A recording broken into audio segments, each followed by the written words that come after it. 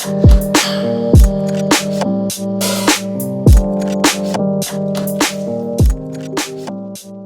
the Crosby one bedrooms start just under $1,400, and what I really like about the Crosby is in general in the property is on the first floor and then the top floor you have these really tall 10-foot ceilings.